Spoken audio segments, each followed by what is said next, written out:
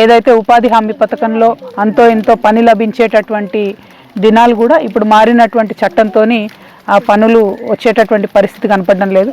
ఇంకొక పక్క మరి కనీసం కరెంటు సౌకర్యం లేదు. ఇది చాలా పాత చెంచుపెంట, చాలా ఎన్నో ఏండ్ల నుంచి రికగ్నైజ్డ్ విలేజ్ ఇది అప్పాపూర్ అనేది గ్రామ పంచాయతీ. అయినప్పటికీ ఇంతవరకు మరి ఒక్క దగ్గర కూడా కనీసం కరెంటు వసతి లేకపోవడం అన్నది దారుణం. ఇక్కడ నియర్ బై సఫారీ పార్క్ ఇవన్నీ కూడా చేసినారు, కరెంటు పోల్స్ కూడా చాలా ఉన్నాయి. మరి ఈ గ్రామానికి ఇమీడియట్గా ఖచ్చితంగా ఎలక్ట్రిసిటీ ఇవ్వాలి, కరెంట్ ఇవ్వాలని చెప్పి నేను ప్రభుత్వాన్ని డిమాండ్ చేస్తూ ఉన్నాను. రెండవ అంశం, ప్రధానమంత్రి ఆవాస యోజన కింద ప్రతి ఇంటికి దాదాపుగా 5 లక్షల రూపాయలతోని షెడ్లు కట్టించినామని చెప్తున్నారు, ఇల్లు కట్టించామన్నారు. కానీ అది ఇల్లులాగా లేదు, షెడ్ లాగా ఉంది. మొత్తం ఓపెన్ ఉన్నది, పక్కకు ఉండేటటువంటి అన్నీ కూడా జస్ట్ సిమెంట్ రేకులతోని కట్టి మీదికెళ్ళి టిన్ షెడ్ వేసినట్టున్నది. సో వాన పడితే కూడా ఇంటి లోపలికి వచ్చే పరిస్థితి ఉన్నది, అట్లానే ఎండ కొడితే కూడా విపరీతమైనటువంటి వేడి ఉన్నదని చెప్పి కూడా ప్రజలు చెప్తా ఉన్నారు.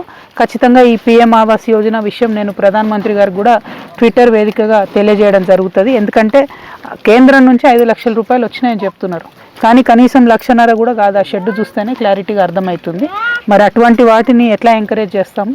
ఖచ్చితంగా ఏదైతే ఆదివాసీల కోసం ప్రభుత్వం ఇచ్చేటటువంటి డబ్బు ఉంటుందో ఆదివాసీలకు దక్కాలని ఆలోచన చేస్తూ ఉన్నాం. ఇక మిగతాది తాగునీరు లేదు, కరెంటు లేదు, ఈ రెండింటిని ఖచ్చితంగా ఫిక్స్ చేయాలి ఇమీడియట్గా.